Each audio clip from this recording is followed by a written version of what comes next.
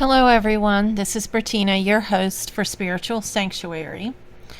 I want to talk to you today in a really real way, not as a teacher or someone presenting or offering online classes, not as someone like listing programs out, but as a woman who's walked this path and who has allowed it to be woven slowly, intentionally, and prayerfully. Because sometimes I hear women say things like, I don't know where to start. Do I need training to be a priestess? Should I study the goddesses before I learn tarot? Is yoga separate from spiritual work? How is yoga spiritual work? Is Reiki different from priestess training? And I want to gently say, none of this is separate at all. It is a weave. It's kind of like a tapestry, and it's a living body of work. So when you come into something like the Awakening the Divine Feminine Within free Zoom gathering that I do once a month, you might think that it's just like a meditation and a card pull. But really what's happening is that you're remembering yourself in community. You're softening your nervous system enough to hear your own inner voice. You're sitting in a circle, even though it is virtually, and your body recognizes something ancient, something that it's forgotten, and it's women gathering intentionally.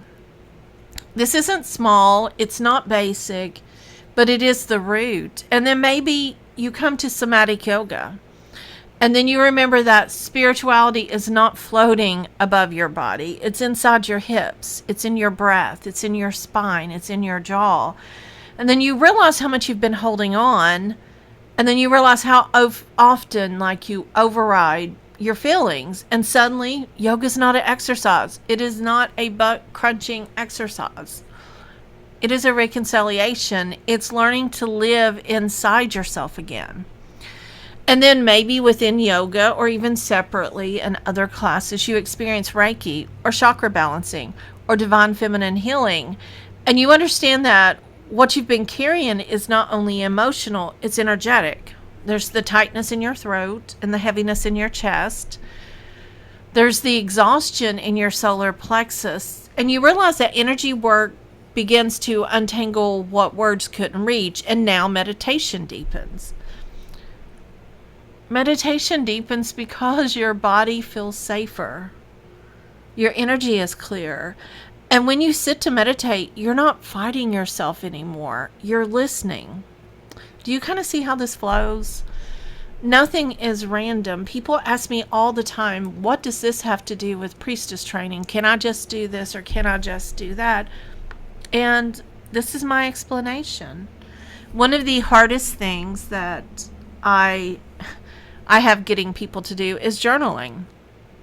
Not as homework, but as an integration. You begin to write after yoga, after a Reiki session, a meditation, or during a Zoom circle, you're going to start seeing patterns. You're going to see growth, and then you're going to see where you've been shrinking and hiding, and then you're also going to see where you become powerful and seen, and journaling becomes your mirror. Then maybe you pick up some cards, not because you want predictions, because tarot and oracle cards are not that. They are just a tool that helps your intuition to wake up. Suddenly the cards don't feel mystical or intimidating. They don't feel like, oh, I have to read a book and figure out what they mean. They're just like a language. They're a reflection of who you are. And then they become like a conversation between your conscious mind and your deeper knowing. And then if you take level 1, goddess practices, you begin to study goddess archetypes. Inside the goddess studies, something profound shifts. You don't learn mythology, you begin to see yourself. You see yourself in the shadow in Hecate, the creative fire in Brigid, the descent in Persephone, the sovereignty in Isis, and the sensual power in Freya. And it doesn't feel theoretical because your body's been prepared, your energy has been cleared, your intuition has been strengthened, and the archetypes land differently when you're embodied. And then there's ribbon dancing. This can be done during Somatic Yoga, during our circles, or in private classes as well. People think it's just playful, but it's a reclamation. It's about taking up space. It's about moving your hips without apology. It's letting joy move through your spine. You can't study the divine feminine and remain rigid. Movement completes the work. Joy completes the work. And expression completes the work. Then maybe you enter the Embodying the Divine Feminine Path class on Zoom. And now you're just not receiving. You are speaking. You're sharing. You're becoming a witness. You're practicing leadership, and you're learning how to hold space without collapsing. And more importantly, how to be seen without shrinking. This naturally flows into our Priestess training, which is not about titles. It's about responsibility. It's about structure and ethics and boundaries and ritual creation and shadow work that is grounded and mature.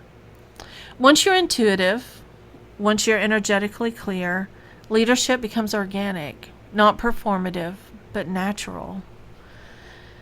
And woven throughout all of these levels are private sessions where we go deeper, where your specific story matters, where your trauma, your calling, your gifts are honored uniquely.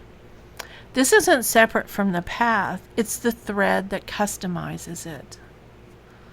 And here's the truth that I want you to hear. You don't have to do this in order. You don't have to complete one thing before entering another. Some women enter through yoga, some through tarot, some through Reiki, goddess studies, the free Zoom classes. It's not linear. It's cyclical. It's responsive. And you step in where your soul feels resonance. And then the other pieces begin to call to you naturally because you are connected. They are designed to support each other. It's not a menu. It's kind of like an ecosystem. It's a living temple. And you can walk in through any doorway. The Priestess path isn't about collecting practices. It's about integration. It's about feeling safe in your body, clearing your energy, steadying your awareness, finding confidence in your intuition, being expansive in your identity, grounded in your leadership. And more importantly, it's about becoming whole. And that's why everything that I offer flows together, not as separate classes, but as one sacred weave. And if something inside you feels stirred, you don't have to figure out the whole path today. Just step through the doorway that feels warm. The rest will meet you there. If you would like to have a consultation with me, please visit bertina.org and scroll down to the bottom and sign up for a free 15-minute consultation. Also, on our sponsor's website, yourcosmicconnections.com, if you search for intuitive classes or practices, you'll find my name there. And if you scroll all the way down in that box, there is a free 15 minutes discovery call as well. Or you can just email me.